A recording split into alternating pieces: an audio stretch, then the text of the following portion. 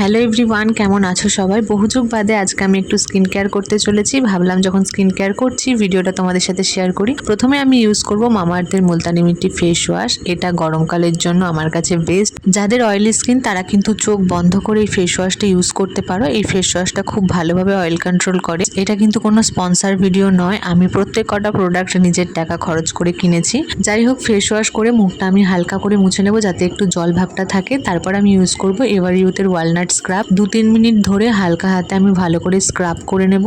Scrub করে মুখটা ধুয়ে আসার পর দেখো কতটা পরিষ্কার লাগছে। এরপর আমি ইউজ করেছিলাম ডট অ্যান্ড কির একটা ফেস প্যাকটা আমি অফ ক্যামেরায় পুরো মুখে অ্যাপ্লাই করে নিয়েছিলাম। যখন অ্যাপ্লাই করছিলাম তখন একটু ঠান্ডা ঠান্ডা ফিল হচ্ছিল, কিছুক্ষণ বাদে ওটা ঠিক হয়ে গেছে। ফেস প্যাকটা আমি মুখে 15 থেকে 20 মিনিট রেখেছিলাম, ততক্ষণে কিন্তু ফেস প্যাকটা ড্রাই হয়ে গেছিল। দেন আমি ভালো করে জল দিয়ে মুখটা ধুয়ে নিয়েছি। দেন আমি ইউজ করেছিলাম মিনিমালিস্টের টোনার, যেটা আমার কাছে টোনার কাম সিরামের মতো লেগেছে। এই টোনারটার মধ্যে না হালকা অয়েলি ভাব ছিল। টোনারটা আমি ভালো করে পুরো মুখে অ্যাপ্লাই করার পর ইউজ করেছিলাম মিনিমালিস্টের এই ময়শ্চারাইজারটা। দুটোই কিন্তু পিঙ্ক কালারের দেখতে। তোমরা তো জানোই মিনিমালিস্টের এই প্রোডাক্ট দুটো আমি পার্পল থেকে ফ্রি গিফট হিসেবে পেয়েছিলাম। ফেস ওয়াশ আর স্ক্রাব বাদ দিয়ে বাকি 3টে প্রোডাক্ট কিন্তু আমার কাছে একেবারেই নতুন, মানে আজকে আমি ফার্স্ট টাইম ইউজ করলাম। আমার এই ছোট্ট স্কিন কেয়ারের ভিডিও তোমাদের কেমন লাগলো অবশ্যই কমেন্ট করে জানিও।